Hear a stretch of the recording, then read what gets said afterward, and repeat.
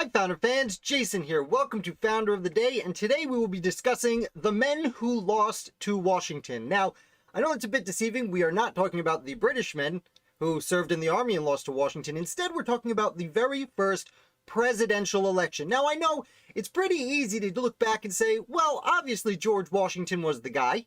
And everyone said, hey, Mr. Washington, can you please be our president? And George said, sure. And they said, who's going to be vice president? And Washington says, how about John Adams? He seems like a nice guy. That is a really great way to look back at it, but that is unfortunately not how things occurred. Instead, what happened was everyone said, hey, George Washington, will you be our president? And George said, fine.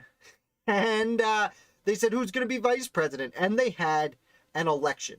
So today, when we're discussing the men who lost to Washington, we're primarily discussing the men who lost to John Adams in the race for vice president in that first election. I'll remind you, elections were different then than they would be shortly thereafter once some problems arose. George Washington, elections for president, the electors would cast two ballots. You would vote for two people for president, and whoever came in second would be vice president. That's why every elector cast two votes. Everyone voted at least once for George Washington, and then everyone voted for someone else. Now, as you can see next to me, and we'll do this real quick, and then we'll go into all the men separately. I'll blow it up a little bit for you here. As we can see, there were 69 electors who voted. 69 voted for George Washington, and 34 of them, so just under half, voted for John Adams. 35 voted for several other people. And again, we'll get through these people, but there's John Adams, and then there's John Jay, who's a famous name. Robert Hanson Harrison, not so famous. John Rutledge should be famous. John Hancock, very famous. George Clinton should be more famous. Samuel Huntington, John Milton, James Armstrong, Benjamin Lincoln, and Edward Telfair. None of them are very famous at all, as they say. I'll move that over here and look a little nicer. Okay. It's telling me I have a little bit of a problem with my audio stream. I hope it's fine. But my bitrate is 0. I'm not sure why that is. I'll tell you what. I'm going to do a quick check on the audio here. Let's see. Let me know if you're not hearing sound. I'd be surprised. It says excellent connection. Should be sound. Please let me know if there's no sound. I'm going to type that in. Let me know if there's no sound. Anyway, these things tend to happen when you go live as I continue to learn. So we are going to shrink this down just a bit. Results. Where was I? Yes. Shrink that down there. I made it too difficult, too big, so I couldn't shrink it very right. Let us continue. So, stream is offline. No, we are good. Okay. Anyway. George Washington. So before we get started talking about the actual people who were in, first we're going to take a look at this map here to my right. So this is a map of the election as it occurred during the time and place that we were discussing. There are a few things to notice on this electoral map here. Everything's green, so that's because George Washington dominated the election. But there is some black in there with a 0, and that is New York. And it might surprise you to learn that New York did not vote in the first presidential election. Unfortunately for New York, the state assembly was very upset at how they felt. They were primarily anti-Federalist and felt the Constitution was forced upon them because other states accepting it, and they had very little choice in the matter. Now, the state Senate did like the Constitution, so it was left up to the states to decide exactly how they would push through their elections. When the Senate said we should pick our electoral college this way, and the state said, or the assembly said we should pick our electoral college that way, they sent each other bills on how to vote for president, and they were both rejected. So there was a January 7th, 1789 limit to when you could send in your electoral votes, and New York State did not accomplish getting its elections together in time to send through those electoral votes, and therefore New York did not have any votes in the first presidential election, which is very interesting because New York had arguably the most anti-federalist sentiment, and they were kind of the most against it, other than Rhode Island and North Carolina, which are not even on the map because they did not ratify the Constitution at this point. So they had literally nothing to do with it. New York wanted to have something to do with it, but simply could not have anything to do with it. Anywho, that being said, let's take a look at some of the people involved here. Now, as I said, first of all, you got George Washington, Georgie Walsh a lot. He was the obvious choice for president. It did take a little bit of convincing, although he was playing a little bit coy. It's often said that George Washington didn't run for president. He stood for it. He didn't go out seeking this position. He accepted the nomination that other people foisted upon him, and other people would follow suit. The following several presidents excellent, welcome Jeremy, other presidents would do this for the next several elections. They would simply kind of stand for it. That being said, Johnny Adams, he is elected vice president. Now, John Adams is in a really interesting situation here because he misses the Constitution. He is in Europe, as was Thomas Jefferson, as minister to the Netherlands and then minister to Great Britain. He is the first American to call himself an American and go speak to the King of England. He does all this. While he's in England, he actually writes a really interesting multi-volume book called A Defense of the Constitutions of the United States of America, where he defends all the constitutions of the separate states, not realizing that a bunch of people just met in Philadelphia to write a constitution for the nation. Either way, his political knowledge was such that he had actually written Thoughts on Government right at the beginning of the Revolution that helped other people determine what they were going to do with their own state governments that were other states than Massachusetts. So he essentially returns and they're like, hey, guess what? We wrote this new constitution and you've been elected vice president. He had kind of the benefit of not being around for the ratification debates. Seems to have helped him a lot. He was also really popular. Early patriot, signed the Declaration of Independence, had worked on the secret committee, been all over Europe, so he had that international knowledge that George Washington didn't necessarily have. And that was everything kind of came together for John Adams to be chosen. Now, that being said, he was far from the only choice. He received 34 votes for vice president, and there were 35 left. So let's talk about these other characters who are oft forgot. Not Washington, John Jay. John Jay only receives 9 votes, and that might be a little bit surprising to you because John Jay had also served as a foreign minister. He had gone to Spain. He sat with John Adams and signed the Treaty of Paris alongside him and Benjamin Franklin. He had come back, and during the 1780s, when the Articles of Confederation wasn't much of a government, he was one of the few people to actually work as a federal governor when he was Minister of Foreign Affairs. He had a federal office, I should say, and he was communicating with Spain, which was always a lot of trouble for him, but the French, the British, and then the diplomats, the John Adams, the Thomas Jeffersons, the Arthur Lees, all of the foreign correspondents, if you will, working for the United States overseas. John Jay was part of that. He had actually also served as a president of the Continental Congress before the Articles were ratified. And although he doesn't sign any of the major documents, he was known to everyone, especially since the Continental Congress at this point had been meeting in New York City for about 5 years. And as I like to say, his spouse, Sarah Livingston Jay, was the center of high society in New York City at the time. I like to argue she was the first lady. Technically, Martha Washington was the first lady. We'll call Sarah Livingston Jay the proto first lady, or the beta test first lady, if you will. So they were extremely important to society, which explains why he would have gotten 9 votes, which puts him in 3rd place to be the first president of the United States. Again, I will reiterate that George Washington was the obvious candidate. He got 69 out of 69 votes, but technically each vote was for president. You weren't actually voting for vice president. So he came in 3rd place for the first presidential election. After that, with 6 votes, we have 2 people with 6 votes.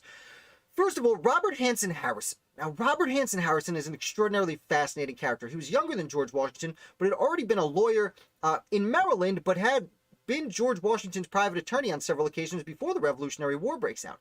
As such, Robert Hanson Harrison joins the Continental Army as an aide-de-camp to George Washington. And we like to talk about George Washington's family, which was the young men who served with Washington. Harrison was older than most of those gentlemen, but he was kind of the leader. This was not a term they used during their day, but we would consider today Robert Hanson Harrison George Washington's chief of staff. He was essentially his personal secretary. He oversaw operations of everything.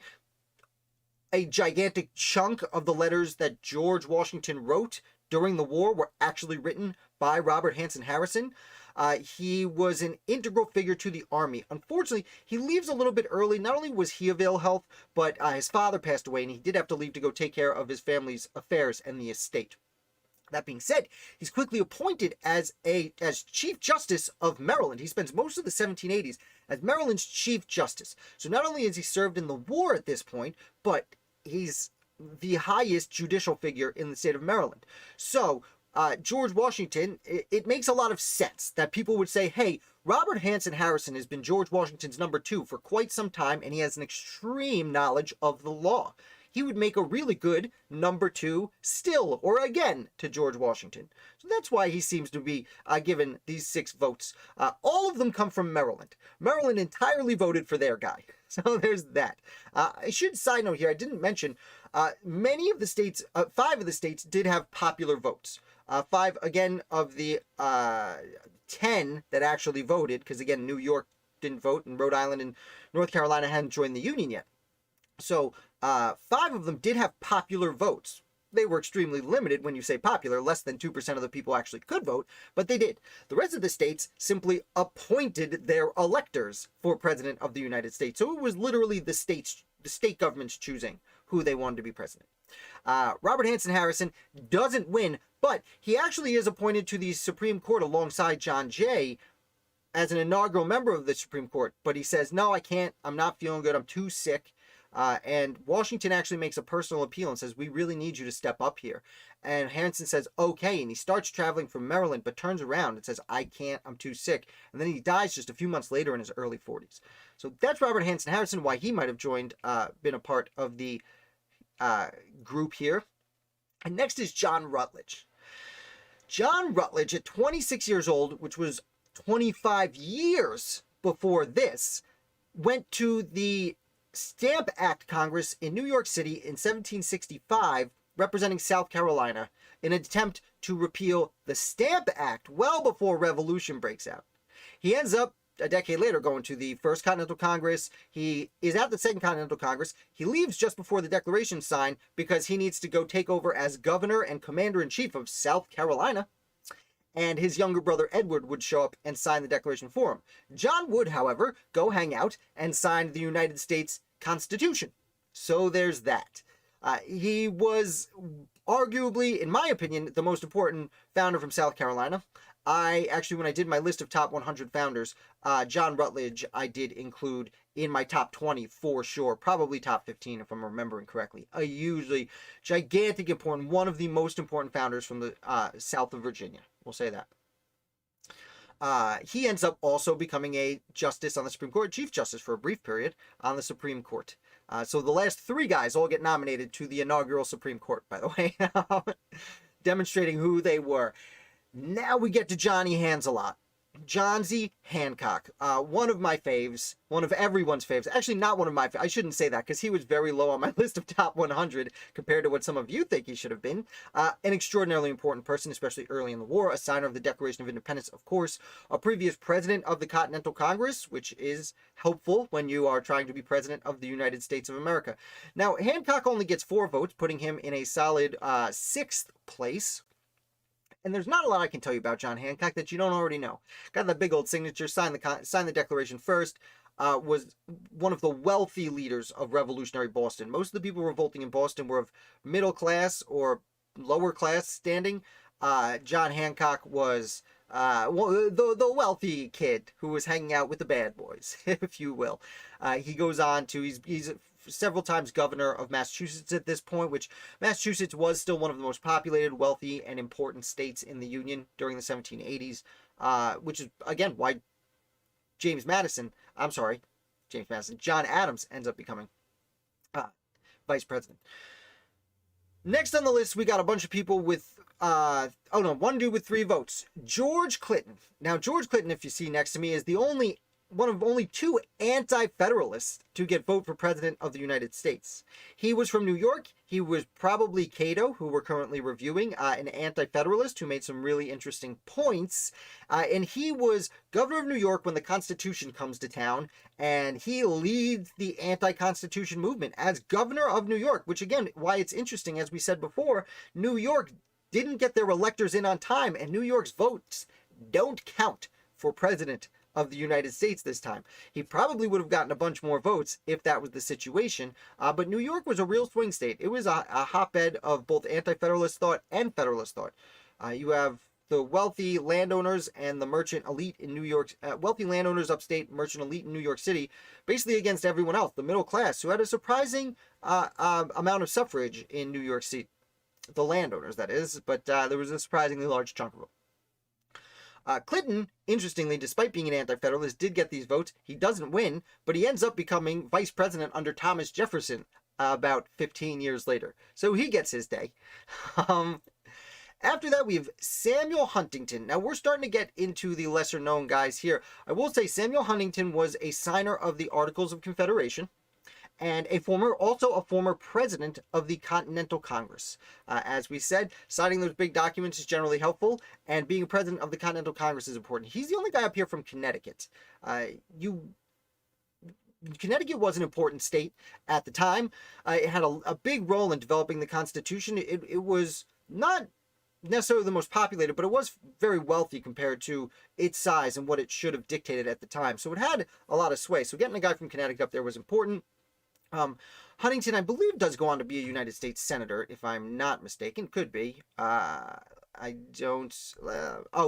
I'm sorry. He ends up being a governor for several years of Connecticut. He actually, let me say that again. He was sitting governor of Connecticut. There we go. I nailed it. A few of these guys had been governor. A few of these guys would be governor. Huntington's the one who was governor. He was governor for 10 years. So he'd been governor for about 2 years at this point. And since he didn't get elected president with his 2 electoral votes, he would go on to spend the next 8 years as governor of Connecticut. The first governor of a state to die in office after the Revolution. That's right. That's what I know about state. Going through a lot of guys quick. Can't remember everything right off the top. John Milton. So John Milton does not have an image. I chose a generic American Revolution image there because he did serve in the war. Now, he gets 2 votes. You're going to notice next to me that 3 guys from Georgia get 1 or 2 votes. It is a little interesting. Georgia had 5 votes, and everyone voted for Washington once. And then everyone voted for someone from Georgia. One person voted for Benjamin Lincoln. But they all voted for like super random people in Georgia. Mostly people from Georgia. Milton was originally from North Carolina. Ends up going to Georgia. Fights in the war down there. Becomes really important to the war in Georgia. He's a really interesting character because he really, of all the people next to us, we talk a lot about most of these people. Even the guys who got barely any votes. There's not a ton to say about Milton. Except you know what? He's fighting in the war. He gets captured in a fight in Georgia. He goes to a British prison in Florida. While he's in prison, he's elected Secretary of State of Georgia. And he ends up leaving. He's released eventually in 1777 and goes on to be Secretary of State for Georgia for a while. He's actually most famous for once the British are coming for Georgia, he's the one who took all the archives in the Georgia capital and evacuated with them and saved the Georgia's state government's papers from the British. So there you go. That's what I forgot to remember about Mr. Milton there.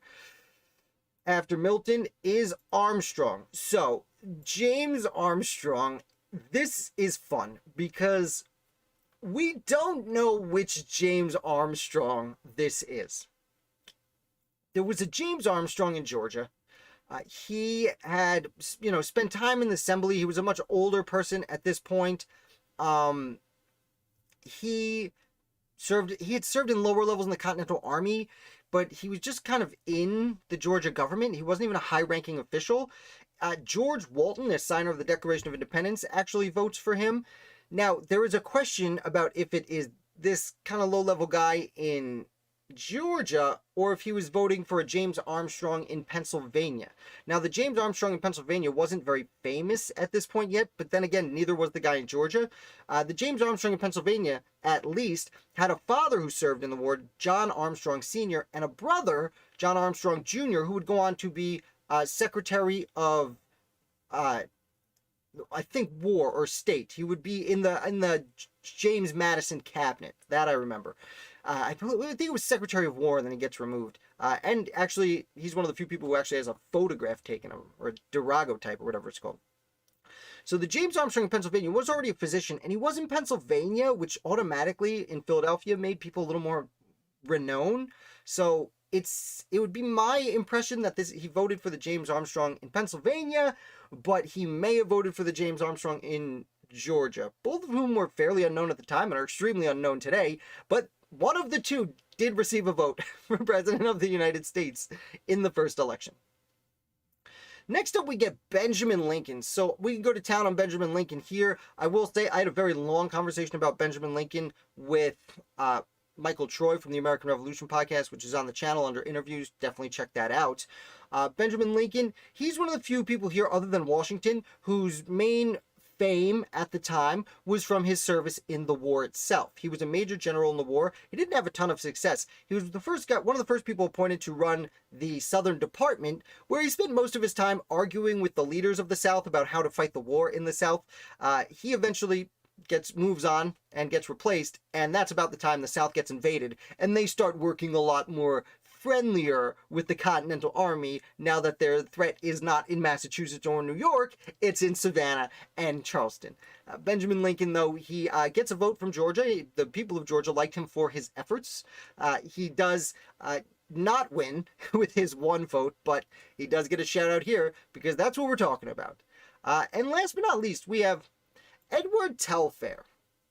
Edward Telfair, another guy from Georgia, so he at least, compared to the other two men who received votes from Georgia, he signed the Articles of Confederation and had worked in the, and had served in the Continental Congress on several occasions. He also was, much like Huntington was sitting governor of Connecticut, he was at the time not sitting governor of Georgia, but he had just spent a year as governor of Georgia and would very shortly thereafter again be elected governor of Georgia. So he took a break to get one vote for president of the United States in this election. So that is a rundown of the people who were actually involved in this. Now, I am going to pull one more thing up. This is a list, and you know what? I'll blow it up a little bit bigger for you guys. This is a list of, I'll bring it to the front and then blow it up for you guys. There we go. This is what these men who actually got votes in the first election, the documents they signed. And you will probably notice that there's a shocking amount of documents left unsigned by the first men to receive electoral votes for president of the United States. George Washington, of course, signs the United States. I guess I should start with the Declaration. John Adams signs the Declaration of Independence famously, and John Hancock famously signs the Declaration of Independence. And truth be told, it's Hancock signing the Declaration of Independence that he's kind of riding right here. Hi, Michael. Thank you for coming. Let me know if you have any questions. Surprisingly, the most signatures in this first election were on the Articles of Confederation. John Hancock again shows up. Samuel Huntington, who was also currently a former president of the Confederation Congress. Actually, Samuel Huntington was president of the Continental Congress when the Articles of Confederation were ratified, though he was replaced shortly thereafter, now that it was a new government. He was also sitting governor of Connecticut, and Edward Telfair, who was just governor of Georgia. They had all signed the Articles. As for the Constitution, only George Washington and John Rutledge had actually signed the Constitution. And again, what's fascinating about Rutledge is he misses all the documents in the middle, but he was all the way back at the Stamp Act Congress. So I'll make that a little bit smaller here. Oh, we'll pop that back off. And I've got everyone up. So we'll run back down to Georgie Walsh a lot because it's really important to note that, as I said at the beginning, George Washington stood for president. He didn't run for it. He begrudgingly accepted the responsibility. He wanted to go home and be a Cincinnatus and retire and go down in history as a great dude. Unfortunately, while he was president, is the first time in a long time people started criticizing him. You know what? While we're here, I am going to blow this one back up a little bit so you guys take note. I know it's a little hard to see on the side, so I'm blowing it up. I want to point out, too, the only Virginian over here is George Washington. Now, the Constitution says the vice president has to be from a different state than the president. So that truthfully explains why you don't see, you wouldn't have seen a Thomas Jefferson on here, but you don't see a Richard Henry Lee or a Patrick Henry or anyone of that nature, because George Washington was the guy, and you would have been throwing away a vote if you voted for any of those other people. We do see 3 people from Massachusetts, John Adams, John Hancock, and Benjamin Lincoln. We also see 2 people from New York, and I'm going to say again, you know what, I will pop this up here one more time. Where is it? This, again, on stage right, is the electoral map for this first election, and New York had no votes. So, as we've been discussing in the Anti-Federalist papers, and when I read the Federalist papers, the New York was it was a swing state, and there was a lot of Anti-Federalist sentiment. The House of Representatives, or the State Assembly in New York, was very angry that the Constitution was essentially forced down their throat. That the Senate, which was made up of the elite wealthy people, were really happy about the Constitution. Because of this, the state, which it's left up to the state how to choose electors, New York couldn't agree on how to choose electors and didn't choose electors in time. So even though John Jay and George Clinton both get votes for president, they get them from other states because New York couldn't cast ballots for its guys. Now, that wouldn't have mattered. Even if New York had 20 electoral votes, John Jay is not catching John Adams over there. It's just not going to happen. But again, a really important note to have. As I said, we see one guy from Connecticut. We also see here a lot of Johns. You have a good chance of being vice president in 1789 if your first name is John. 1, 2, 3, 4, 5 Johns make their way up there. That's not relevant, but I find it hilarious. Only one person from Maryland. Again, Rhode Island and North Carolina couldn't participate. Hey, Low Range, how's it going? Well, Georgia's got 3 people up there. Again, that's very strange because why would Georgia have 3 people? It's because Georgia all voted for George Washington and then only voted for Benjamin Lincoln or people from Georgia. You only see John Rutledge from South Carolina, favorite son. New Hampshire, you don't see a candidate. Rhode Island, again, couldn't participate. Interestingly, you don't see a New Jersey candidate. And even more interestingly, and this really strikes me as extraordinary, you don't see a person from Pennsylvania. Because Virginia at the time was the most populated state. It was the most wealthy state. It was the state. Unquestionably, the state. But Pennsylvania was a strong number 2. I've heard arguments, and I can't verify if this is true, but I've heard arguments that Philadelphia was the 2nd largest city in the British Empire after London. Again, it feels like that's a little hard to believe because Britain owned big chunks of India at that point. But put that aside for a second. Pennsylvania was extraordinarily important. I'm perplexed as why you don't see John Dickinson or Robert Morris getting any votes, but you see an Edward Telfair and James Armstrong. We don't even know which James Armstrong it is, but he's getting votes. I cannot and will not find a way to justify that. As I said, there are a bunch of names we don't see, mostly Virginians. Your John Adams, Thomas Jeffersons, Richard Henry Lees, your Patrick Henrys. You also don't see, and this is interesting, an Aaron Burr. Aaron Burr was a nobody in 1789, outside of New York. And 4 years later, he would get votes. And 4 years after that, he would come in fourth in the election between John Adams and Thomas Jefferson, essentially. He skyrockets. It's a fascinating footnote that you have to add here. Thomas Jefferson, you can understand. As I said, he was from Virginia, couldn't be elected because George Washington was going to win. Aaron Burr's not even there.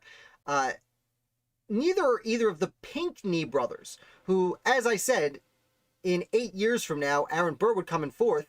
Well, Thomas Pinckney would come in third.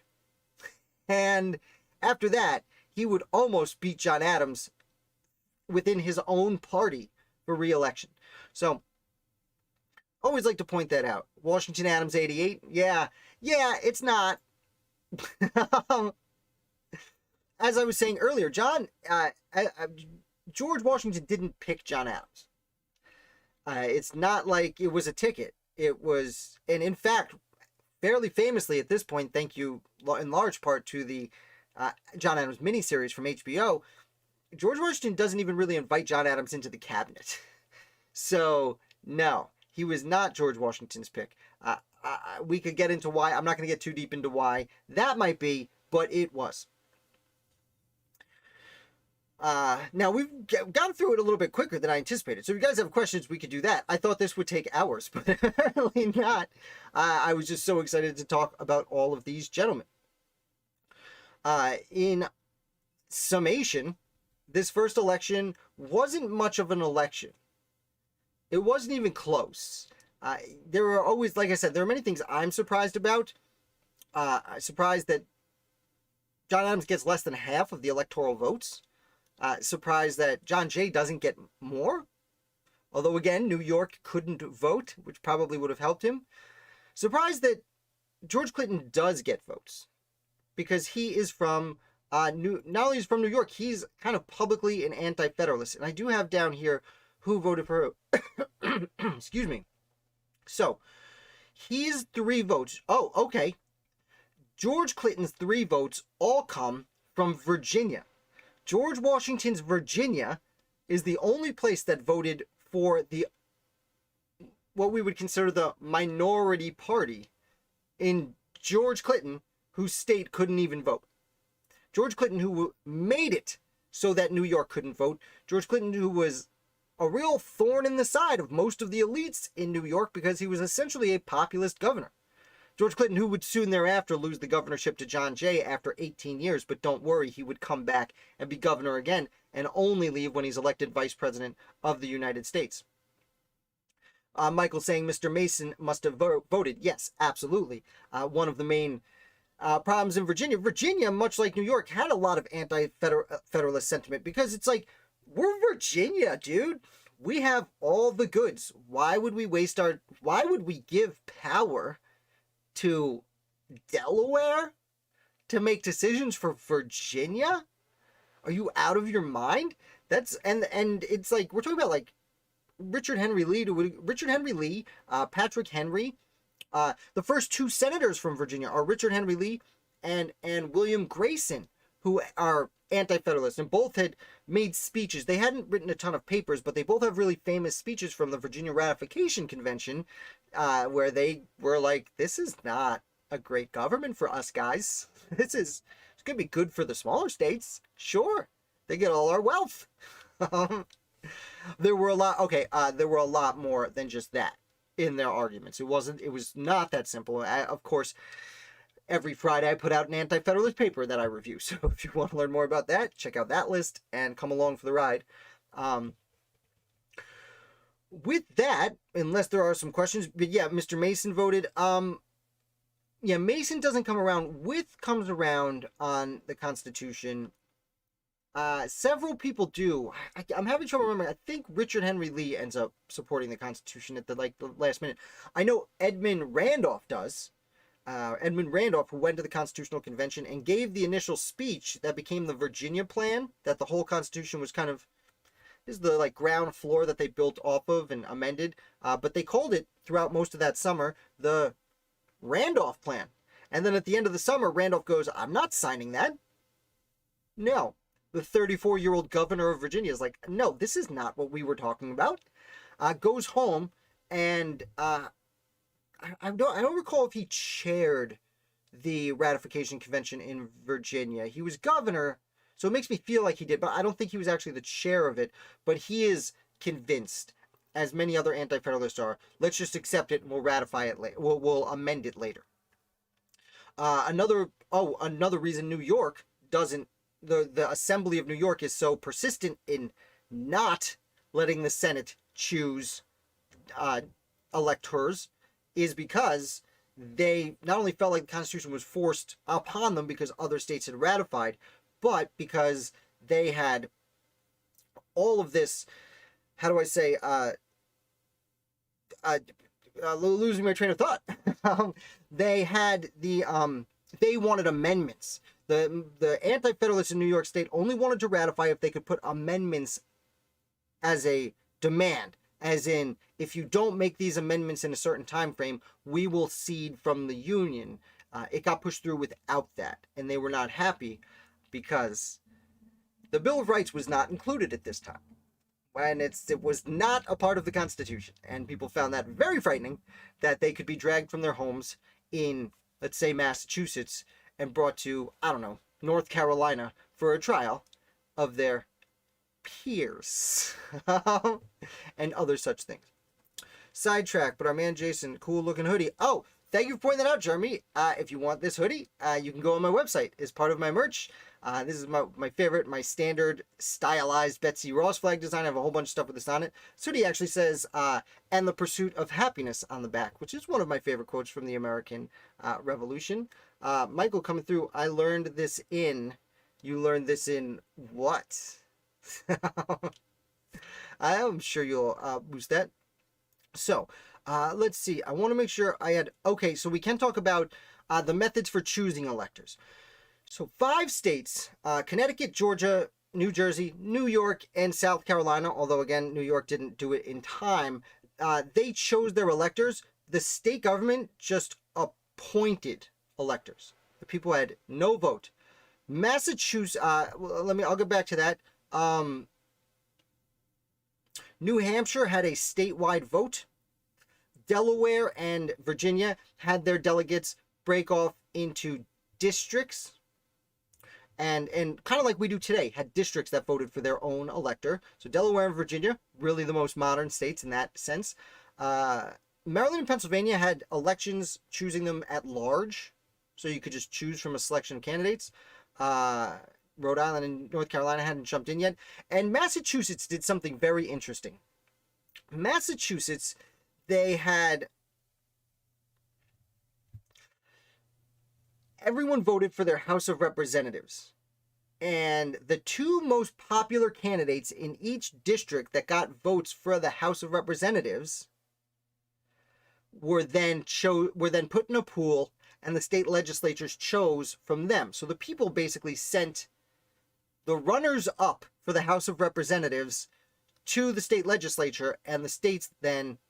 their elected representatives on the state legislature voted for the losers in the race for House of Representatives, plus the legislature just kind of chose 2 other people to join in. So I thought that was a lot of fun. Sweet merch, yeah. Thanks. More Perfect Union, 1989. Oh, okay. Oh, okay. Nice. Yeah, as for the merch, tomorrow's founder is Esther Reed, who was part of who created the Ladies Association, a group of fairly wealthy women who collected donations to support the Continental Army. And it's a woman's shirt, but I'm releasing a woman's shirt with that tomorrow that says Ladies Association with Esther Reed on the back. So if you know any women who support modern soldiers and like history, maybe it'd be a good Christmas gift. Anywho, let's continue. I'm going to take a quick sip of water here. And again, I ran through the guys pretty quick at the beginning, but people are popping in now. So, we'll run through them again real quick if you want to. Why not? Why not? Do a summation here.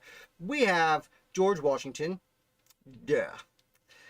John Adams. Again, Adams was super fortunate that he missed the Constitution. He was over in Europe, being the first American to talk to the King of England and say, my name is an American. My name is American. And the king said, fine. And he was extraordinarily important in foreign affairs.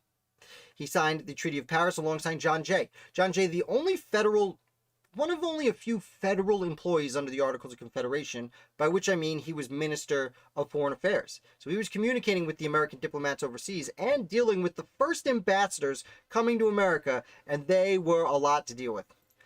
Robert Hanson Harrison was George Washington's personal attorney before the war. During most of the war, he served as Washington's personal secretary, what we would today call as chief of staff. I refer to him as the Revolutionary Chief of Staff. Unfortunately, he gets sick and is out of it. He, like John Jay before him and John Rutledge after him, are all end up becoming inaugural members of the United States Supreme Court. Unfortunately, Harrison was too sick to take the position and ends up dying shortly thereafter. John Rutledge, again, this is one of the guys, when I did my top 100 list, he's probably top 15. Super, super important to the American Revolution. All the way back at the Stamp Act Congress as a 26-year-old, he goes from South Carolina to New York.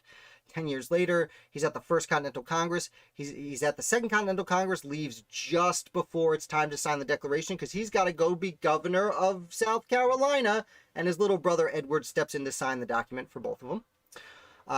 Again, ends up becoming a justice and then a chief justice on the Supreme Court. John Hancock is famous for being John Hancock. He had been governor several times. Oh, I forgot to say about Robert Hanson Harrison, was sitting Chief Justice of Maryland at the time.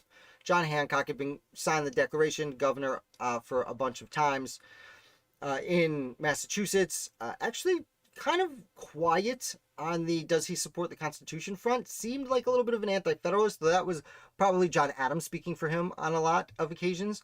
He had also, at this point, it's interesting John Hancock's here, because at this point, he had just gotten through the Shays Rebellion, which is, when you read the Federalist Papers, they point at the Shays Rebellion a lot of times to say, look, states need the federal government to step in and help sometimes.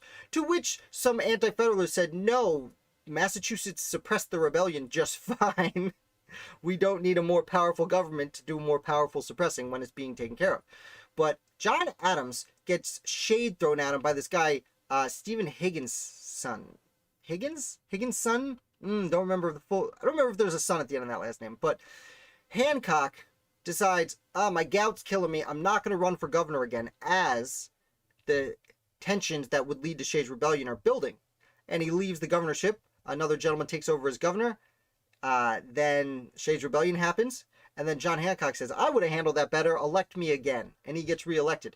And he got a lot of trouble given to him at the time, because were you dodging responsibility for this rebellion? Because Hancock, remember, he was super wealthy, elite, affluent young man who grows up to be a man of the people despite his affluence, so that when it's time to suppress the people, he kind of stepped away and then comes back and says, I would have handled this better. And that's where he is. I think he's actually sitting governor at this time also, when he's getting these votes. So it's really surprising he gets votes of this nature. And you know what? While we're saying it, I'm going to pop down and see who voted for Hancock. He gets 2 votes from Pennsylvania, 1 from South Carolina, and 1 from Virginia. None from Massachusetts. Massachusetts, interestingly, votes all 10 of their electors voted for Washington and Adams. Yeah, very interesting.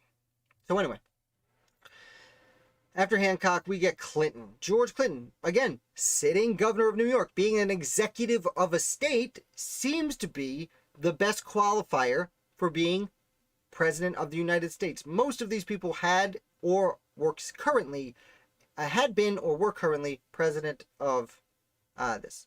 Let's see. There was always a possibility that Washington Lincoln administration. Yeah, kind of, but Lincoln got that 1 vote. We'll get there. So what, we'll get through it, and I'll respond to your questions after we go back through. Samuel Huntington, who was sitting governor of Connecticut at the time, he receives a handful of votes, just a few, just 2, but he was a former president, like John Hancock and John Jay, a former president of the Continental Congress, was actually president when the Articles of Confederation were finally ratified. He ends up continuing his life and continues as governor for several years till he passes away. Does not win election. John Milton, another guy, kind of a low-level guy. He did serve as governor. Let me double check. He's super random. Was he? No, he was not. He was just in the war. He's one of these guys from Georgia. There are 3 guys from Georgia who are kind of nobodies that get votes for president from other people from Georgia. John Milton was, I don't want to call him a nobody. He served in the war. He was Secretary of State for Georgia during the war. He was a prisoner of war. He was a war hero in Georgia, but he wasn't really known outside Georgia. We will get to another guy, James Armstrong, who I said, we don't know which James Armstrong this is. It's either the one from Georgia, who was kind of just a nobody, or it was the one from Pennsylvania, who was kind of just a nobody. I will say the one from Pennsylvania ends up going to the House of Representatives, and his father was an important person in Pennsylvania. His brother would go on to be one of James Madison's cabinet members. Benjamin Lincoln. Benjamin Lincoln served in the war. What's really funny about Benjamin Lincoln is he's most famous for accepting the sword, Cornwallis's sword, at the surrender of Yorktown. When Cornwallis wouldn't come out and give Washington the sword himself, Washington refused to take the sword from a subordinate of Cornwallis. So Lincoln is the one who accepts the surrender of the British Army at Yorktown. That's what he's most famous for. But at the time, he was really most famous for being one of the early commanders of the Southern Department of the war. And, well, he doesn't get along with the people leading the Southern states. So the South really didn't like him. The article I wrote about him is titled, Benjamin Lincoln Argues with the South About How to Fight the War in the South. It's a lengthy title, but it's funny. And last but not least, Edward Telfair. So Edward Telfair was governor of Georgia. He was a signer of the Articles of Confederation. As far as the voting for random people in Georgia goes, Edward Telfair has the highest qualifications to receive those votes. And that's it. Those are the 12 gentlemen who were, in fact, here. Were Delaware and Connecticut involved at all? No representative from Delaware. You get Samuel Huntington was there. Delaware had 3 electoral votes. Okay. And they vote 3 times for George Washington and 3 times for John Jay. Again, John Jay was from New York, and New York couldn't vote. Delaware, of all places, really wanted John Jay. They just seemed to have respected his efforts as ambassador. And Connecticut, 7 votes, 7 for Washington, 5 for John Adams, and 2 for Samuel Huntington. So 2 of the guys from Connecticut voted for their own governor. The other 5 were like, well, we want this guy. We don't love Massachusetts, but you know what? It's New England, and we'd like some New England in this first administration, please. Let's see. Lincoln. Yes, Benjamin Lincoln. Thank you, Higginson. Thank you, Jeremy. It was Stephen Higginson who was writing articles in the paper about when John Hancock ran for governor again. Higginson was writing articles publicly saying, hey, he left because he didn't want to deal with the impending Shays Rebellion, and now that it's been taken care of, he wants to come back and say he would have handled it better. Sure, if you wanted to handle it better, you should have stuck around and handled it, bud. Because John Hancock definitely would have continued winning. Why he's so famous. That's why he was such a good candidate for, well, vice president, I guess you could say. He was extremely popular in Massachusetts, and you needed someone from the North. Like, these votes for people in the South are kind of throwaway votes. As I said, the only person who gets real serious consideration from the South, I guess Maryland is technically the South. I consider that more mid-Atlantic, especially at the time. But Georgia's votes they're just Georgians throwing away their votes on other Georgians. The only person who gets real consideration is John Rutledge, who rightfully so. But a New England person was going to get this position. Robert, what would happen if President-elect and the Vice President-elect were from the same state? I don't know exactly what would happen. I don't know if the Constitution actually settles that. The Constitution just says it can't be that. So that's why, again, there's no Virginians other than George Washington here, because it would have been a throwaway. That's why Jefferson wasn't really in any position to be elected at this point. He didn't have the same standing in society as John Adams. At this point, remember, both John Adams and Thomas Jefferson had been overseas for quite some time. And Jefferson was still there, actually. He hangs out there until Washington chooses him Secretary of State. Jefferson gets the letter as Secretary of State and says, oh, I don't know. There's about to start a revolution here.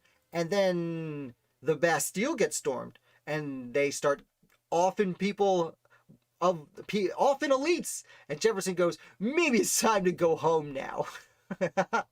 Yeah, they chose to be Secretary of State. It's probably better than sticking around here with all these beheadings going to start soon. Not that he knew the beheadings would start soon, but I would assume that they just simply would have ignored that vote and gone to the next person.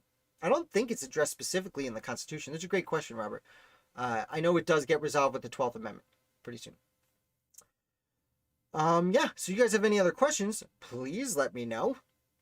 As I said, I've run through it twice now, so people watching back in the future from now, I doubt you're watching again.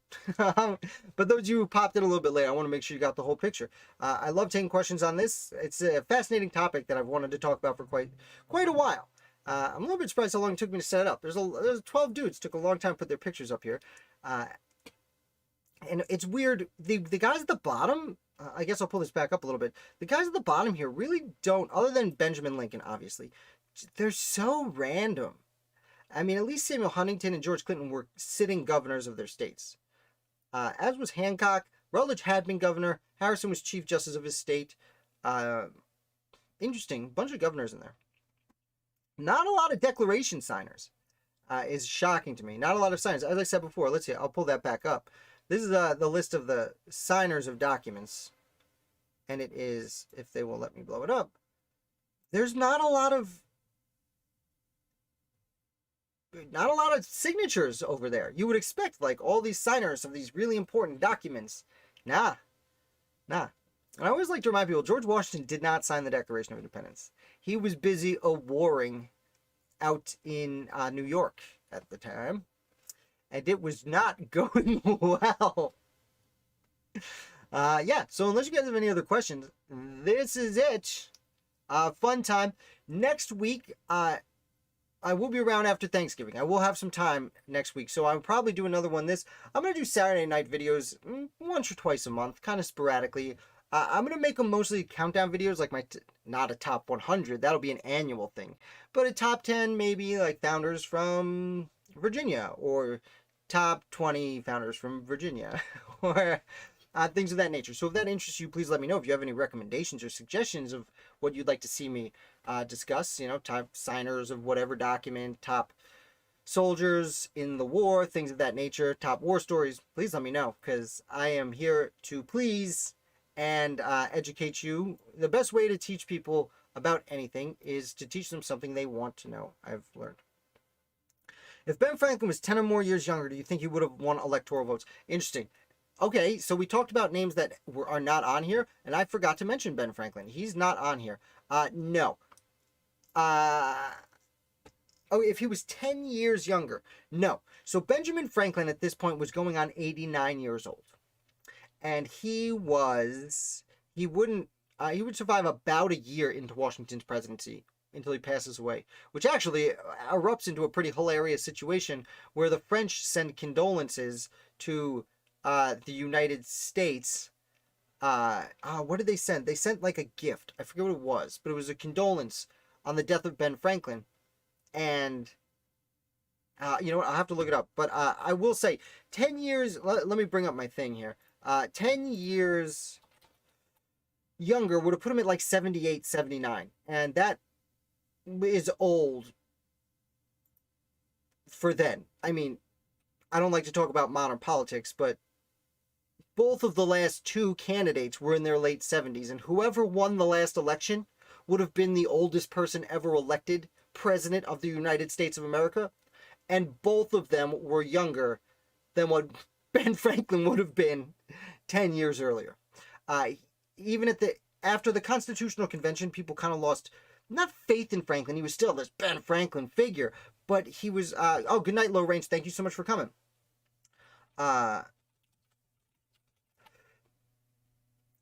Keep your powder dry. Well done, dude. He still was a I lost my train of thought. Low range got me with the keep your powder dry joke.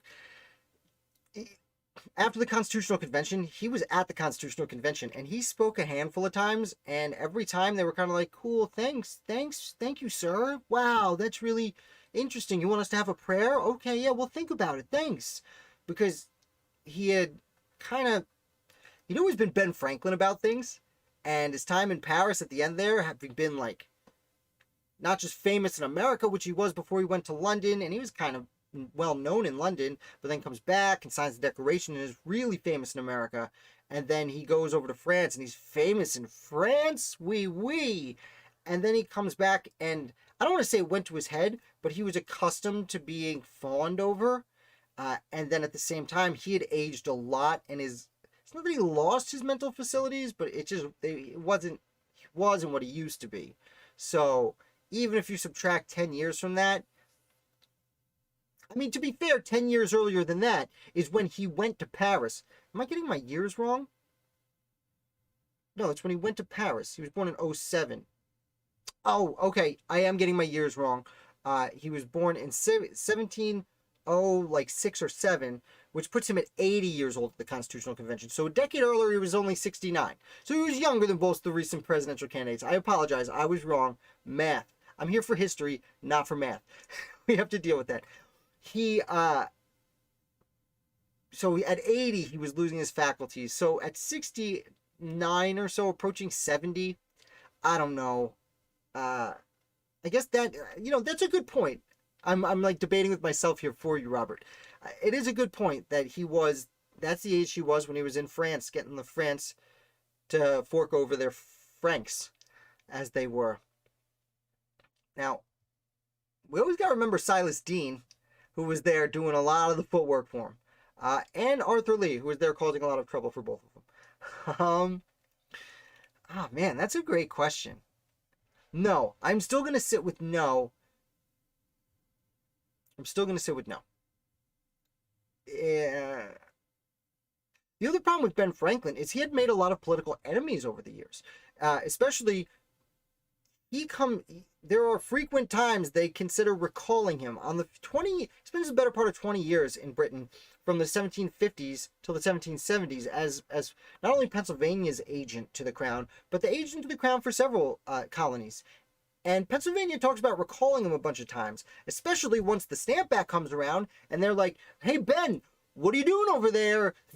You're supposed to tell them not to do this, please.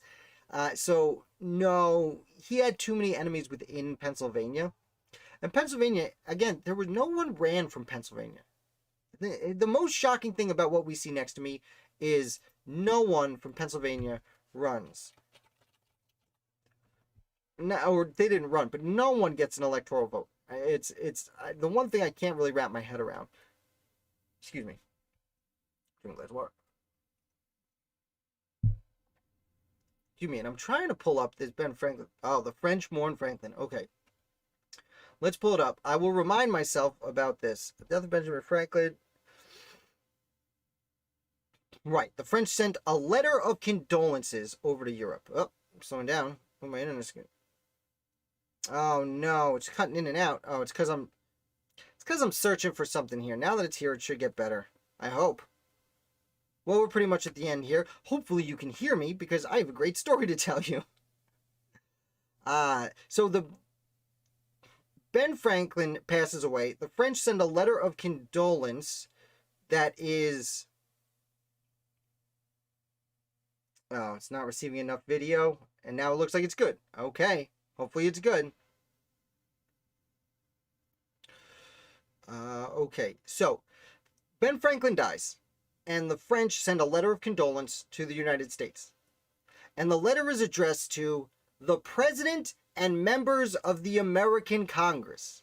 Now, this is just about a year after the President and Congress sit down. The President is not getting correspondence. The President is not a part of Congress. And Congress is the House of Representatives and the United States Senate. So which of those three entities are supposed to receive this letter? So, they play a little bit of game of hot potato. George Washington gets the letter, and he says, I don't think this is supposed to be for me. It says it's to Congress. So he sends it to Vice President John Adams without even opening it. He just reads the title and says, this isn't for me, this is for Congress. Doesn't open it, sends it over. John Adams gets it, opens it up, reads through it, and says, this is a mistake. This is supposed to be for the president. And he packages it back up, and he sends it to Secretary of State Thomas Jefferson. It says, Thomas, you figure this out. So Thomas Jefferson reads it and returns it to Washington and says, you should send this back to John Adams. It is obviously for Congress. Adams opens it up, reads it out loud to the United States Senate, which at this point was only about 20 people. The United States Senate then says, no, this isn't for us. They package it back up and they send it down to the House of Representatives. They say, here, you're the people's group. You deal with this nuisance of communicating with the French. The House of Representatives takes over. They had already declared a day of mourning. So when Franklin passed away, the House of Representatives declared a day of mourning that was controversial. Do we recognize citizens of this nature? It was that day of mourning, that eulogy, that actually inspired France to send something over in the first place. Again, this is revolutionary France, yet less than a year after the storming of the Bastille, by the way. There were 26 copies of this document that the French sent over. The House of Representatives cuts it in half, sends half of the eulogies, half of the French letters back to John Adams, who's not happy that it comes back to him. And then they keep some of them, and then they write a letter to George Washington encouraging him to send a letter of appreciation back to the National Assembly, which was tough because George Washington was technically still on good terms with King Louis XVI, who, despite the revolution in France starting, was still alive, and we still owed a lot of money to. So he ends up writing the letter, but then he sends it back to Thomas Jefferson to actually send it to the National Assembly in case the king gets upset. He could say, well, Jefferson made that decision and pass the buck. So just to go through that Ben Franklin story one more time. Franklin dies. The House of Representatives makes the controversial decision to declare a day of mourning in remembrance of Benjamin Franklin. France hears about this. They write 26 copies of a letter of condolence. They send it to the United States. George Washington gets it, says, it's addressed to the President and Congress. So he sends it to the Senate, where John Adams says, we're not Congress. And he sends it to the House of Representatives, who read it, divide it into parts, send some of it back to John Adams, send some of it over to George Washington. Washington then reads it and sends it back to Thomas Jefferson. And Thomas Jefferson then sends it over to France. And that was the affair that broke out upon the death of Benjamin Franklin. Let's see, I bet Ben was laughing in his grave. Yeah. It is, in a way, it is the perfect conclusion to the life of Benjamin Franklin. Were the eulogy letters written in French or English? That is a tough... that I don't actually know. The versions I read were translated to English. I would presume they were in English. You know what? No, I would presume they were in French because that was the language of diplomacy at the time. And most of the people involved would have been able to read in that language at the time. So, at this point, we're having a little bit of problems with the internet. YouTube's giving us some cutting ins and cutting outs. We have gone through our main course of action, which is discussing these gentlemen who ran for president, none of whom were Benjamin Franklin, but we got there. So what's fun about these live videos? Sometimes we go off on little tangents, having fun with the Rev War, hashtag Rev War. If you guys want to support the channel, definitely check out the cool hoodies or the other merch in the shop, link down below. Check out the Patreon page. I do these live read-alongs with the Federalist Papers. While I am going to continue putting them up on YouTube free for everyone to see, I am going to start doing the read-alongs coming up in 2 weeks. The live version will be only for Patriots supporting the channel on Patreon. A little bit of incentive there for you to come hang out with me. And it's a lot of fun. You'll be able to ask questions there. We will be doing them, I believe, Tuesdays will be when I'll be reading through those. So I look forward to that. As always, you guys have any questions or comments or concerns, here we are. Now, you have been live on the chatbot the whole time, so if you type !Continentals, all lowercase, make sure you pluralize it. It'll tell you how many Continentals you've earned while watching today. And those will all come into play during trivia on Fridays. You can earn a few rewards as I improve the channel and improve trivia. Also, let me know about the setup today. I know it looks a little off now. Let me take, nope, that one stays there. Let me know if you like this setup.